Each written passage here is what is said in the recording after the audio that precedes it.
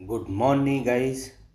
मैं Brajesh Kumar HBS academy माध्यम से मेरे प्रिय दोस्तों, हमारी एक सीरीज़ चल रही है NCERT क्लास 7। आज 7 चैप्टर है और इसमें मानवीय पर्यावरण और बस्तियां, पर्यावरण एवं संचार से संबंधित हम अध्ययन करेंगे। आपको पता ही है, हमने जो फर्स्ट चैप्टर पढ़ा था उसमें हमने चर्चा की थी मानव के भोजन, वस्त्र एवं आवास, उसी से संबंधित है। तो आप समझ सकते हैं तो मानव का जीवन किस आदर्श दशाओं पर निर्भर करता है। तो उस कौन कौन सी आदर्श दशाएं होती हैं, तो उसकी अनुकूलतम जलवायु हो और वहाँ उपजाऊ मिट्टी हो, और वहाँ हम देख सकते हैं वहाँ जल की उपलब्धता हो, उपयुक्त सभी ये सारी चीज़ें अवेलेबल होती है, तो मानव बस्ती उसी क्षेत्र में बसाई जाती हैं। तो आप समझ सकते हो जो बस्तियां हैं, सेटलमेंट हैं, वो सेटलमेंट कहाँ पर स्थापित किए जाते हैं। तो बस्तियां वे स्थान हैं जहाँ पर लोग अपन रहते हैं, घर बनाते हैं। प्रारंभिक मनुष्य वृक्षों एवं गुफाओं के निवास करते थे के दोस्तों, और जब उन्होंने फसलें उगाना प्रारंभ किया तो उनके लिए एक जगह स्थायी घर बनाना आवश्यक हो गया, और बस्तियां का विकास नदी घाटियों के निकट हुआ, क्योंकि वहाँ पर्याप्त मात्रा में जल की उपलब्ध और विकास नदी घाटियों के उपलब्ध होने से वहाँ उपजाऊ कृषि तथा व्यापारिक वाणिज्य निर्माण के विकास के साथ ही बस्तियों बड़ी होती चली गईं और नदी घाटी के निकट बस्ती पनपने लगी एवं सभ्यता का विकास होने लगा। और सिंध, जैसे सिंध है, टिग्रिस है, नील है, हांगहो नदी है, इन नदियों के किनारे सारे लोग बसने लगे और यहाँ सभ्यताओं का भी विकास हुआ। Clear friends? तो आप इसमें देख सकते हैं, डू यू नो, वे स्थान जहाँ भवन बस्तियाँ विकसित होती हैं उसे बसाव या स्थान कहते हैं। बसाव स्थान किसे कहते हैं, और आदर्श बसाव स्थान के लिए कौन कौन सी कंडीशन फॉलो होती हैं, उसमें there are 4 conditions like adaptations of climate, जल की उपलब्धता, अवेलेबल ऑफ वाटर, और उपयुक्त भूमि और उपजाऊ यानी फर्टिलाइज लैंड हो, वहीं पर मानव की बस्तियां बसाई जाती हैं। तो मेरे प्रिय दोस्तों, एक घाटी का एक क्षेत्र है, आप देख सकते हैं कि मानव बस्तियां किससे बसी हुई हैं, क्योंकि यहाँ लोग आराम से रह सकते हैं, अपने चारा, पशुपालन और कृषि भी आसानी से कर सकते हैं। तो यहाँ बस्तियाँ स्थायी या अस्थायी हो सकती हैं मानव की। तो मानव की जो बस्तियां हैं अस्थायी और स्थायी अनसेटलमेंट सेटलमेंट हो सकती हैं। जो बस्तियां कुछ समय के लिए बनाई जाती हैं उन्हें अस्थायी बस्ती कहते हैं, जो कि घने जंगलों और गर्म और ठंडे रेगिस्तानी पर्वतों के निवास अक्सर अस्थायी बस्तियों में रहते हैं। वे आखेट संग्रहण, स्थानांतरीय कृषि एवं ऋतु प्रवास, सीजनेबस माइग्रेशन करते हैं। यद्यपि अधिकांश बस्तियां आज स्थायी बस्तियां हैं, इन बस्तियों को लोग रहने के लिए घर बनाते हैं। तो आप जानते हैं लोग अपने लिए रहने के लिए घर बनाते हैं। और ऋतु प्रवास जो होता है आपको पता ही है, सीजन के आधार पर, जैसे मानो जैसे विंटर सीजन आता है तो जिस तरह से जौनसारी है, बोक्सा है, गद्दी है, वकराल है, वो घाटियों में नीचे उतर आते हैं, और जैसे ही हमारा आपका समर सीजन स्टार्ट होता है वो घाटियों से ऊपर चले जाते हैं, तो ऋतु प्रवास कहलाते हैं। तो लोगों के मौसम आवागमन को ऋतु प्रवास कहते हैं। जो लोग पशु पालते हैं वे मौसम के में परिवर्तन के अनुसार नए चारागाह की खोज में निकल पड़ते हैं। कि दोस्तों, तो इस तरह से आप सेटलमेंट में देख सकते हैं, इस तरह से आपको यह सब बस्तियां दिखाई गई हैं। ये बस्तियां कैसी हैं? सघन बस्तियां हैं। ये सघन बस्तियां ये सारी चीज बस्तियां हैं जो कि नगरीकरण आता है, और इधर प्रकृति बस्तियां जो बिखरी बस्तियां होती हैं, पर्वत पठार मैदानों पर, पठारों पर ये बिखरी हुई बस्तियां पाई जाती हैं। तो इसको स्टेल्ट पर मकान देख सकते हैं। स्टेल्ट पर मकान जो सबसे ज़्यादा आपको आसाम क्षेत्र में, जहाँ बाढ़ का क्षेत्र होता है, वहाँ पर ये सारे मकान बनाए जाते हैं। तो आओ पता ही है जहाँ जल का जमाव अधिक होता है, प्लेटफॉर्म होता है, शेल्ट बनाए जाते हैं, उसमें शेल्ट बनाए जाते हैं। और गर्म जलवायु वाले क्षेत्र में मिट्टी को की मोटी दीवार वाले घर पाए जाते हैं, जिनकी छतें फूस की बनी होती हैं। स्थानीय सामग्री पत्थर, पंख, चिकनी मिट्टी, तृण आदि का उपयोग घर बनाने में किया जाता है। नगरीय बस्तियों में नगर छोटी एवं शहर उनसे बड़ी बस्तियां होती हैं।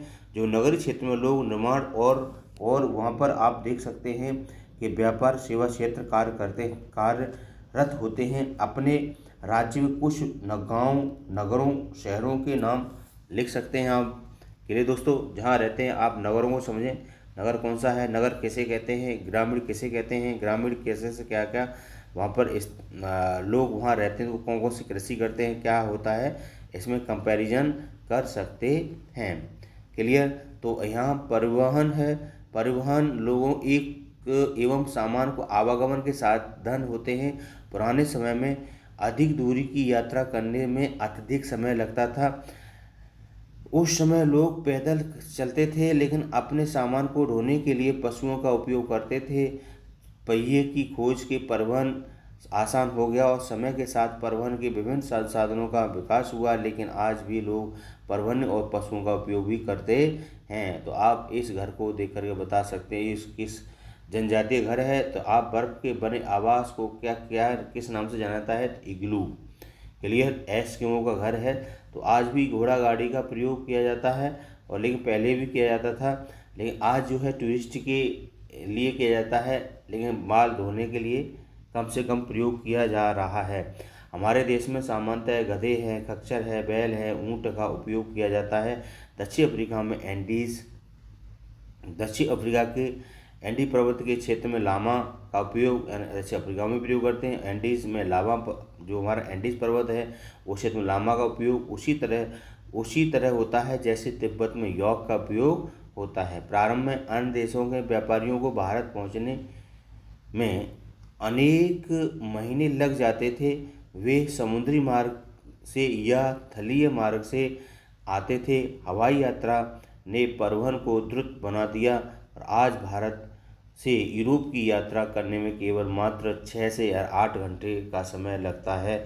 इस प्रकार परिवहन के आधुनिक साधन समय ऊर्जा की बचत करते हैं। तो आप समझ सकते हैं परिवहन के उन सभी साधनों को जो एक सूची बनाकर आप देख सकते हैं। आपका चाहे स्थल मार्ग हो, चाहे जल मार्ग हो, वायु मार्ग हो, या परिवहन मार्ग हो, या संचार मार्ग हो, ये इसको आप एक डायग्राम से बना करके समझ सकते हो। भारत में अनेक राष्ट्रीय राजमार्ग, भारत में एक्सप्रेसवे का निर्माण नवीनतम है। स्वर्ण चतुर्भुज महामार्ग दिल्ली, मुंबई, चेन्नई, कोलकाता को जोड़ता है। तो यह सड़क मार्ग, रेल मार्ग, जल मार्ग, और यहाँ पर आप देख सकते हैं आपका वायु मार्ग है। क्लियर। तो इस तरह से वायु मार्ग, तो ये सड़क मार्ग है। कम दूरी यातायात के सबसे अधिक उपयोग किए जाने वाले मार्ग सड़क है। जो सड़क पक्की कच्ची हो सकती है। मैदानी क्षेत्रों में सड़कों का घना जाल बिछा है, जो मरुस्थलों और वनों एवं ऊंचे पर्वत जैसे स्थानों पर भी सड़कें बनी हुई हैं। हिमालय पर्वत पर मनाली, लेह और राजमार्ग विश्व के सबसे ऊंचे सड़क मार्ग में से एक है। भूमिगत सड़क के भूमिगत मार्ग और सब वे कहते हैं जो फ्लाई ओवर उत्थित संचार के ऊपर बनाए जाते हैं। तो आप इसमें चित्र के माध्यम से देख सकते हैं ये पक्की सड़क है, और इधर आप देख सकते हैं ये कौन सी है, ये कच्ची सड़क है।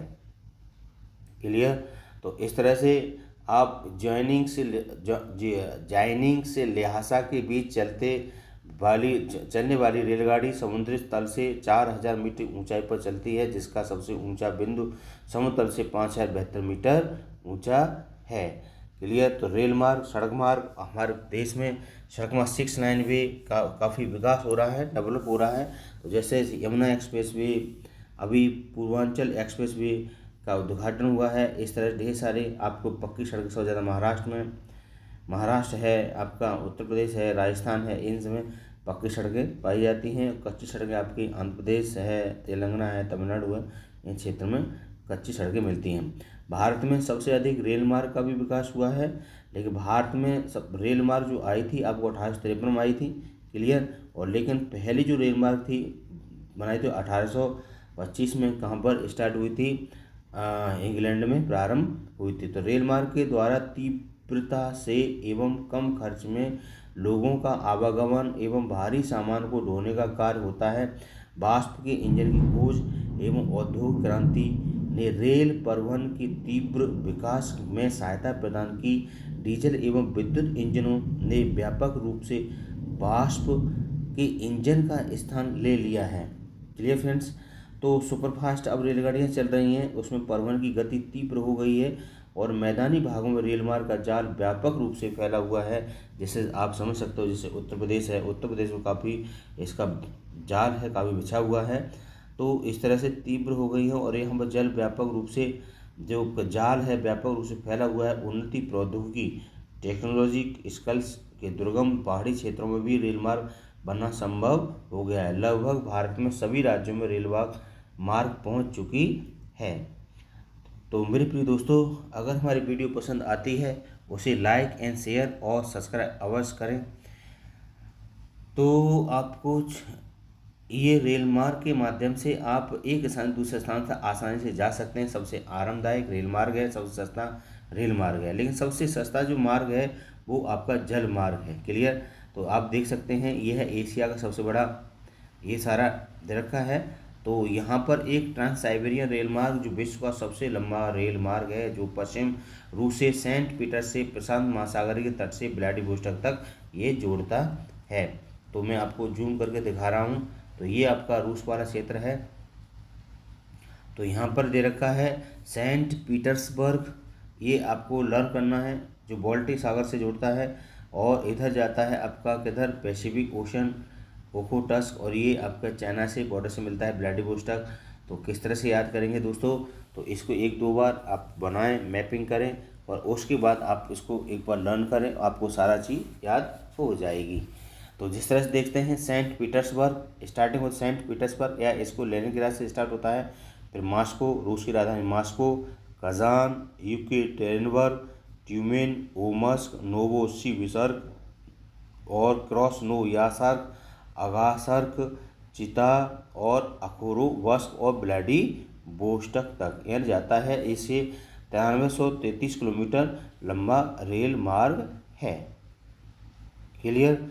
तो ये ट्रांस साइबेरियन रेल मार्ग सबसे लंबा रेल मार्ग है, आप इसको आसानी से देख सकते हैं। अब बात आती है जल मार्ग की। तो आप पहले पढ़ चुके हैं कि प्रारंभिक समय में परिवहन जो मार्ग थे वो जल मार्ग का निर्माण हुआ था। क्लियर। इसका जल मार्ग का। और इसके बाद आप देख सकते हैं जो इसमें आपका आता है, इसमें भारी भरकम जो सामान है आप इसके जलमार्ग के माध्यम से भी ले जा सकते हैं। एक स्थान से दूसरे तक, एक महाद्वीप से दूसरे महाद्वीप तक आसानी से पहुंचाया जा सकता है, क्योंकि ये अंतर्देशीय जलमार्ग और समुद्री मार्ग हैं और अंतर्देशीय अंतर्राष्ट्रीय जलमार्ग भी हैं। नाव्य नदियों झीलों उपयोग अंतर्देशीय जलमार्ग के लिए होता है। कुछ महत्वपूर्ण अंतर्देशीय जलमार्ग जैसे गंगा है, ब्रह्मपुत्र नदी है, तंत्र है, उत्तरी अमेरिका ग्रेट लेक है, अफ्रीका में नील नदी है। समुद्र एवं महासागरीय मार्ग का उपयोग सामान्यतः व्यापार एवं माल सामान को एक स्थान से दूसरे स्थान तक पहुंचाने में ये महत्वपूर्ण मार्ग होता है। एशिया में सिंगापुर, मुंबई, उत्तरी अमेरिका में न्यूयॉर्क और लॉस एंजल्स और दक्षिणी अमेरिका में रियो डी जेनेरियो, अफ्रीका में डरबन और केप टाउन, ऑस्ट्रेलिया में सिडनी, यूरोप में लंदन। क्या आप वो इस बारे में पत्तनों के नाम भी बता सकते हो? ढेर सारे पत्तन हैं आपका, सिंगापुर है, शंघाई है, हांगकांग है, ऑकलैंड है, सिडनी है, पर्थ है, डरबन है, केप टाउन है। क्लियर। तो इस तरह से आप बता सकते हो। डकार है, इसे रॉटरडम है, एम्स्टर्डम है, और आपका इसमें आता है सेंटोस बंदरगाह है। तो इस तरह से आप बता सकते हो एम्ब्रूज बंदरगाह कहाँ पर है, ये सारी चीज़ें इसमें हैं। तो एक स्थान से दूसरे स्थान तक जाता है। तो ये हवाई द्वीप बंदरगाह पत्तन है। इस तरह से ये सारी चीज़ इसके बारे में बातें कही गई हैं। तो अंतर्राष्ट्रीय जलमार्ग। फिर आता है आपका वायुमार्ग। 20वीं शताब्दी के प्रारंभ में विकसित यह मार्ग का सबसे तीव्र मार्ग है, जो ईंधन की लागत अधिक होने के कारण यह सर्वाधिक महंगा तो है, लेकिन वायु यातायात, खराब मौसम, जल, कोहरे एवं तूफान का कुप्रभाव होता है, लेकिन यह यातायात के अकेला साधन है जो सर्वाधिक दुर्गम और द्रुत स्थान तक पहुंचाया जा सकता है। लेकिन सडनली क्योंकि ये शीघ्र ही एक स्थान दूसरे स्थान तक आसानी से पहुंच सकते हैं, तो सड़क और रेल मार्ग नहीं, ये हेलीकॉप्टर अगम्य स्थान एवं संकटकालीन स्थितियों में लोगों को बचाने में भोजन और जल, कपड़े एवं दवाएं बांटने के लिए भी बहुत उपयोग किया जाता है। हवाई पत्तन आप बता सकते हो, हवाई पत्तन कहाँ पर है, तो मुंबई है, दिल्ली है, चेन्नई है, लंदन है, पेरिस है, फ्रैंकफर्ट है, काहिरा है आदि। ये क्या है, वायुमार्ग के अंतर्राष्ट्रीय हवाई अड्डे हैं। तो मेरे प्रिय दोस्तों, इस तरह से ये सारी चीज़ें हैं, आप समझ सकते हैं। फिर आता है संचार। आप संचार का आप पता ही है कितना अच्छा कम्युनिकेट हो रहा है। तो संचार दूसरों के पास तक सूचना पहुंचने में प्रक्रिया में बहुत तनक समय लगता है। तकनीकी विकास के साथ ही मानव ने संचार के नए तीव्रतम साधनों का विकास किया है, और यहीं पर संचार के क्षेत्र में विकास से विश्व में सब सूचना क्रांति आई है, और सूचना प्रदान करने के लिए शिक्षा, मनोरंजन और आपके यहाँ पर संचार के विभिन्न साधनों का उपयोग हो रहा है। समाचार पत्रों, रेडियो, टेलीविज़न द्वारा हम बड़ी संख्या में लोगों को एक साथ संचार कर सकते हैं। आपको सोशल मीडिया भी आ गया है, यूट्यूब है, फेसबुक है, इंस्टाग्राम है आदि के द्वारा ही हम एक स्थान से दूसरे स्थान तक अपनी सूचनाओं को पहुंचा सकते हैं और उसका फीडबैक ले सकते हैं। इसके लिए इसमें जनसंपर्क माध्यम को कहते हैं। सैटेलाइट के संचार की तीव्रता आ गई है। तेल की खोज और वनों का सर्वेक्षण और भूमिगत जल, खनिज संपदा, मौसम पूर्वानुमान, आपदा और पूर्व चेतावनी आदि की सैटेलाइट के माध्यम से पता चल सकता है। सेलुलर फोन और कोई बेतार टेलीफोन संचार अधिक लोकप्रिय हो चुका है। अब इंटरनेट के माध्यम से विश्व भर में केवल सूचना एवं परस्पर समीपता की ही नहीं मिलती है, अपितु इससे हमारा जीवन अधिक सुखमय भी बन गया है। अब हम घर बैठे ही सारी सूचना को एब्जॉर्ब कर सकते हैं। विश्व के बारे में हम आराम से सारी स्टडी कर सकते हैं, चाहे आपकी सोशलिज्म हो, चाहे इकोनॉमिकल हो, चाहे पॉलिटिकल हो, चाहे आपकी नेचुरल हो। ये सारी इन्फॉर्मेशन घर बैठे ही आसानी से प्राप्त कर सकते हैं सैटेलाइट के माध्यम से, और इन्फॉर्मेशन यानी कि बाय कम्युनिकेशन और आपका संचार के माध्यम से ले सकते हैं। तो संस्था तीव्र गति से आज भी बहुत बृहद विश्व इस स्तर पर काम हो रहा है के लिए दोस्तों। तो इस तरह से ये आपका एक इसमें आपके सारे हवाई अड्डे दे रखे हैं और इसमें पत्तन है, इसके बारे में चर्चा हुई है, तो आप इसमें देख सकते हैं। तो मैं आपको बताने की कोशिश कर रहा हूँ। जैसे ऑस्ट्रेलिया है, ऑस्ट्रेलिया के स्टार्टिंग में जो इसके पश्चिमी दर का है पर्थ, सिडनी, ऑकलैंड और वेलिंगटन। तो सिडनी, पर्थ और सिडनी है आपके जो बंदरगाह हैं, ये आपको दिखा रहा है, यहाँ हवाई अड्डे भी दिखा रहा है। और डरबन है, इसमें आपका जो उत्तर में है, ऑस्ट्रेलिया उत्तर में इस तरह का है। और इसका न्यूजीलैंड है, न्यूजीलैंड में एक आपका पोर्ट है ऑकलैंड और वेलिंगटन है। क्लियर। तो इस तरह से ये शो किया है। तो आप इधर एशिया के पूरब में देख सकते हैं, तो यहाँ पर एक सिंगापुर है, जकार्ता है, कुआलालंपुर है, बैंकॉक है, ढाका है, हांगकांग है, मनीला है, ओसाका, आप जापान पहुँच गए, ओसाका, टोक्यो, सियोल जो आपकी उत्तरी को दक्षिण कोरिया, इस तरह से ये सारा दे रखा है। शंघाई है, हांगकांग है, बीजिंग चीन की राजधानी है। Clear friends.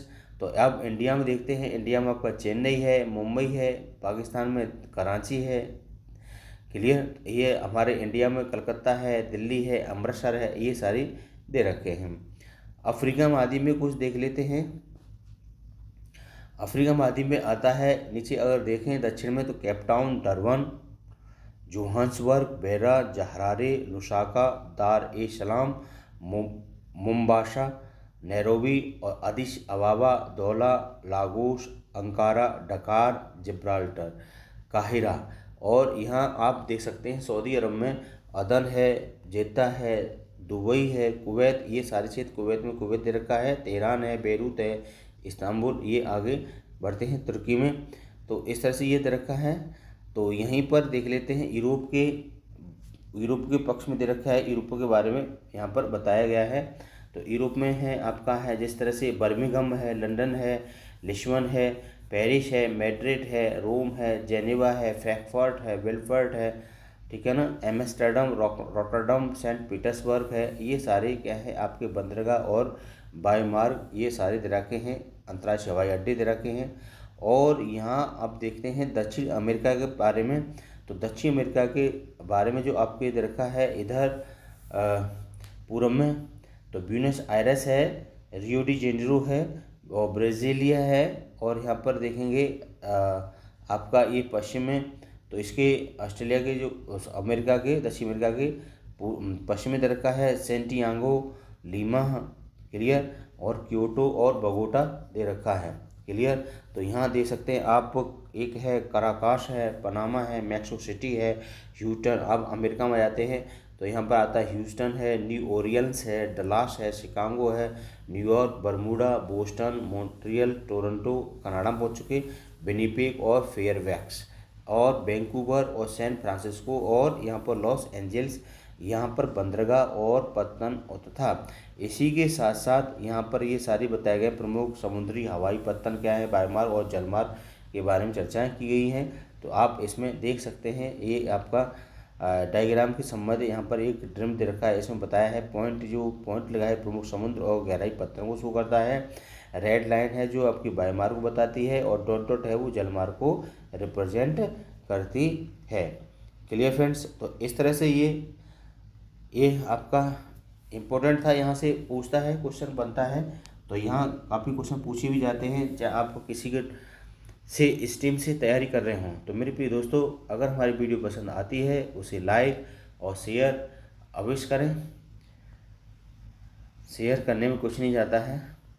तो आप देख सकते हैं परिवहन के 4 प्रकार कौन से परिवहन आप बता सकते हो, जल परिवहन, वायु परिवहन, सड़क परिवहन, संचार परिवहन, ठीक है। बस्ती से आप क्या समझते हो, जो व्यक्ति बस्ती स्थायी बस्ती और अस्थायी बस्ती होती हैं, जो लोग यहाँ कृषि और आवास कृषि करते हैं तो वो स्थायी हो जाते हैं। और जो आप लोग जो मौसम के अनुसार ऋतु प्रवास करते हैं वो अस्थायी बस्तियाँ होती हैं।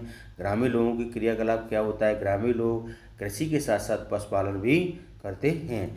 रेल मार्ग के किन्हीं 2 गुणों के बारे में बताएं। भाई रेल मार्ग एक सस्ता मार्ग भी है और यहाँ पर अधिक से अधिक बोझा भी ले जा सकते हैं और एक स्थान दूसरे स्थान माल को आसानी से पहुंचाया जा सकता है। संचार से आप क्या समझते हो, संचार से तुरंत और द्रुत आपको सूचना मिल सकती है, क्लियर, और हम पूरे विश्व के बारे में नॉलेज ले सकते हैं। जनसंपर्क माध्यम क्या है, तो आपका संचार ही है,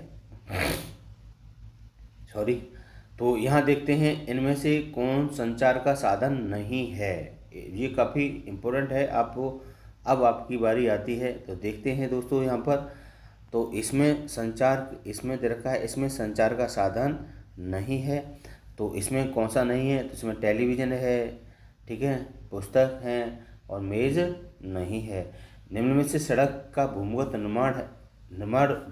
निर्माण है, फ्लाईओवर, एक्सप्रेसवे, सबवे। तो फ्लाईओवर है तो फ्लाईओवर होकर के चलते हैं, इस तरह से ये वाला दे रखा है। किसी द्वीप पर पहुंचने के लिए निम्न में से कौन सा यातायात साधन सुलभ है, जहाज है, रेलगाड़ी है, कार है, तो क्या है आपका जहाज है। यातायात का कौन सा साधन पर्यावरण को प्रदूषित नहीं करता है, साइकिल है, बस है, हवाई जहाज है, तो कौन सा है, साइकिल है, क्लियर। ये पर्यावरण को प्रदूषित नहीं करता है। इसके बाद आपके कुछ मैचिंग वाले शब्द हैं, क्वेश्चन हैं। तो आप देख सकते हैं इंटरनेट आप जानते हैं इंटरनेट क्या है, एक दूसरे से हम जोड़ करके सारी सूचनाओं को एब्जॉर्ब कर सकते हैं। नहर मार्ग है, अंतर्देशीय मार्ग है ये। नगरीय क्षेत्र क्या है, वह क्षेत्र जहाँ लोग अपना घर बनाते हैं, मकान दुकान बनाते हैं, वहाँ पर आसानी से रहते हैं, ठीक है, अपना सेवाश्रित कार्य करते हैं। नगरीय क्षेत्र और सघन बस्तियाँ आपको पता ही है, आसपास के नियमित घरों वाले क्षेत्र होते हैं वो सघन बस्ती में आते हैं। तो आप इसमें आसानी से मैच कर सकते हैं। और आपको आज विश्व सिमटा जा रहा है तो इसी कारण आपको बता सकते हैं। तो क्रियाकलाप आप कर सकते हैं, ये सारा दे रखा था। तो ये टॉपिक आज हमारा यहीं पर कंप्लीट होता है मेरे प्रिय दोस्तों। तो ये काफ़ी इम्पोर्टेंट है और यहाँ से आपका कॉन्सेप्ट डेवलपमेंट होगा अगर आप थोड़ा सा ध्यान रखते हैं। तो मेरे प्रिय दोस्तों, क्लास 6 और 7th का आपका 7th chapter it is complete और इसे ज़रूर आप तैयार करें। ये आपका ट्रांस हाईवे रेल मार्ग पीटर्सबर्ग के लेकर व्लादिवोस्टॉक तक फैला हुआ है, 333 किलोमीटर, वेरी वेरी इंपॉर्टेंट है। क्लियर, ये आपको पूछा गया है PCS IS में, कई बार रिपीट हुआ है क्वेश्चन ये, तो आपको तैयार कर लेना है। तो बस्तियाँ किसे कहते हैं, बस्ती कैसी होती हैं, संकीर्ण बस्ती किसे कहते हैं, सघन बस्ती किसे कहते हैं, ये सारी बस्तियां हैं। ऐसे घर यानी कि आपके बम्बू पर बनाए जाते हैं, वो कहाँ पर घर बनाए जाते हैं, वहाँ के रीजन क्या है बनाने का, इग्लू का घर कैसा होता है, ये सारे क्यों बनाए जाते हैं, इस तरह से ये सारी चीज़ हैं। ये सघन बस्ती हैं, यहाँ पर चित्र दिखाया गया है, काफ़ी अच्छी तरह से समझाया है। तो यहाँ पर हमारे जो घर बसाए जाते हैं तो किस तरह से बसाए जाते हैं इसके बारे में चर्चा की गई थी। तो आदर्श दशाएँ कौन सी होती हैं, इस पर आप मेंस के लिए अपना कंसेप्ट को डेवलपमेंट कर सकते हैं। तो मेरे प्रिय दोस्तों, अगर हमारी वीडियो पसंद आती है उसे लाइक और शेयर और सब्सक्राइब अवश्य करें और अपने जितने भी मिलने जुलने वाले लोग हैं उसको अवश्य ज़रूर इन्फॉर्म करें। मेरे प्रिय दोस्तों, लाइक करने में कुछ नहीं जाता है, के लिए हमको मोटिवेशन मिलता है। तो thank you, bye bye and take care, good morning.